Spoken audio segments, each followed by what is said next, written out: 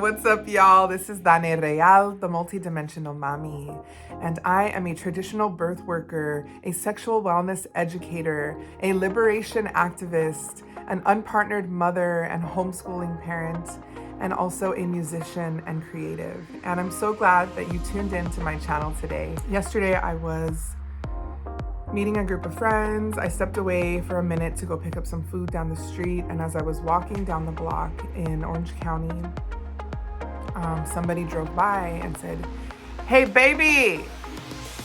And I heard it and I just kept walking. I just brushed it off, kept walking. I was like, maybe it's for me, maybe it's not. And as I kept walking, trying to ignore this person, I heard them say it again. "Hey, baby! Damn, baby!" And instantly it made me feel so uncomfortable. It made me feel uncomfortable. It made me feel unsafe. It made me feel vulnerable. And this is something that happens often. If you are a woman or femme, you've probably experienced this at some point in your life. It's called catcalling. That's what we call it because it's similar to the sounds we make when we're trying to get the attention of a cat, right? We go, hey, hey, hey, hey. Those are all like little examples of what catcalling is, usually by masculine or male presenting folks.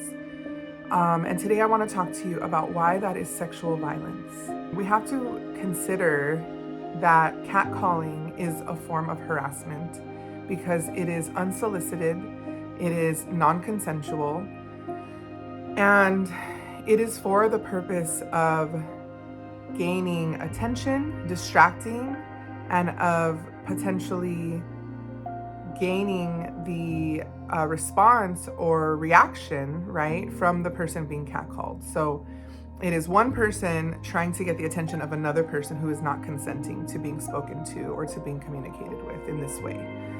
And that alone is an invasion of privacy. It's an invasion of your right to walk on the street, to go get lunch, to step out of your house. In the moment, as I'm walking down the street and I'm like processing all the feelings that are coming up, the first emotion that I experienced was anger. I wanted somebody to be like, "Fuck you, who the fuck are you talking to?" Like, fuck you, don't talk to me like that. Like, you don't know me, you don't know me, don't call me baby, you don't fucking know me. But I considered that and realized that I don't know who this person is. I don't know, if they have a weapon on them. I don't know if they're having a bad day. I don't know if I'm catching them in a bad mood. Like, I don't know how they're going to react if I react in an angry way. And so I decided to just ignore. I was taught as a young child that when men do this to you, to just ignore it, because if you show any reaction, they might think you like it. And that idea still sends shivers up my spine. It gives me goosebumps because it's like, why do we have to teach our daughters to protect themselves? Why can't we teach our sons and the men in our lives? Why can't the men in our lives learn to not harass women? It doesn't matter what she's wearing. It doesn't matter where she's going. It doesn't matter how she walks, how she talks, how she looks. There's never an excuse for men to catcall and harass women out in the streets. It's an invasion of our privacy. It is harassment, and it is sexual violence. People think it's harmless. It's like, I'm just showing her attention. We don't want your attention. It took me back to my childhood when, I used to be very expressive, didn't really care about what other people thought of my outfits. My parents always got me like these really cute little like two-piece outfits, like a little crop top with like cute shorts. And it was the 90s. It was like very in style at the time, jumpsuits and two pieces. And, as a child, I felt fairly safe until I didn't feel safe in my body, until I realized that my growing, changing body could attract the attention of men much older than me. And growing up as a child who never really identified as like one of the pretty girls, I was never told I was beautiful. I was never praised for my beauty. I was never recognized for it. In fact, I was kind of like a weird, like a dorky looking kid. And I'm okay with it now, you know, I've owned it now. But back in the days, it took a toll on my self-esteem. When I started getting the attention of men, I was conflicted because I almost felt like, oh, like, this is what you wanted, right? Like, you wanted their attention, right? You never got this as a kid, so now you're getting it. Doesn't it feel good? Don't you want it? Don't you like it? And I almost felt like from men too, it was like you should be happy I'm paying attention to you. You should be happy that you're getting my attention. You should respond because like my attention is so valuable. And it's like, nah, like that's what we call the male gaze, right? That's what upholds patriarchy, that basically sets the standard for who's pretty and who's not, who's beautiful and who's not. You know, for the fact that like women should be the one to be chosen by a man. And that's bullshit. I refuse to accept that.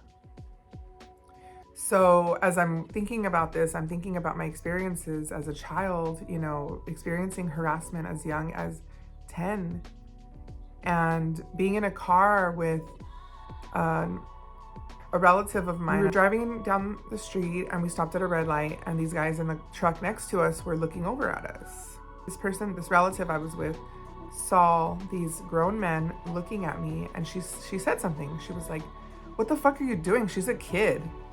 And our windows were open, so they heard us. And they were like, "You're just mad because we're not looking at you, you ugly bitch." You know? And like, that is violent. That is violent. You're basically wielding the fact that you're sexualizing a child. And when someone calls you out, you're gonna say, "You're just mad because we're not looking at you." Like, wow. That is patriarchy at work. So as I'm thinking about all of this, I get to my destination safely. This person left me alone. They just went away. I ignored them. I'm thinking about my inner child. I'm thinking about how this experience triggered her. And it stirred up some very uncomfortable feelings around like, damn, I'm feeling myself. And obviously I'm giving off something that lets other people see that. And when they shout at me in the streets, I don't need that as a compliment. I don't need the affirmation from people around me to tell me, "Hey, you look good. Hey, you look nice. Hey, you know, I don't need that. I have that for myself." And it's almost like when this happened, this person kind of ruined that for me. They made it about them. They made the way I feel about myself and the way I present myself and the way I express myself about them. And so that is why this is sexual violence. That is why catcalling is sexual violence, because it centers the male gaze when it's coming from a masculine person to a feminine person, or to anyone really. And I would just like to see it being talked about more and practiced less. It's really important that we teach our children, our families, our loved ones, that consent is so important. It's one thing to tell someone like, "Hey, you look beautiful today," you know. It's another thing to shout at them from across the street, scaring them and placing them in an unsafe situation. Catcalling is sexual violence because it makes women and femmes and other people who have been harassed in this way feel like they have to respond, or like they're being watched, or like they might be violated if they don't respond in the way that the cat caller is wanting. Obviously, it's a big topic and it's something that we have to continue to talk about, but this is just the first step, is really talking and practicing consent and making sure that we have the permission of others to talk about them, to touch them, to engage with them. And it's important for us as women and femmes to know and remember that we don't owe anybody anything. We don't owe anyone our attention. We don't owe anyone our time. Our time and our attention and our energy is sacred. It is magical. And it's not something that should be taken lightly or disregarded as disposable. And so I wanted to share that message with y'all today. If you want to connect with me on a deeper level and talk about this some more, go ahead and find me on Twitter at _DaneReal. That's DANEREAL. I'll put a little link here in the description box. And also go to my website and subscribe to my newsletters. I send out regular newsletters on a seasonal basis. And that's the best way to get in touch with me if you can't find me on Instagram. I'm currently shadow banned. If you want to stay connected, please make sure that you reach out, get on my newsletter, subscribe to my YouTube page, and also follow me on Twitter. Those are the 3 spots that you're going to be able to hear from me the most in the next year.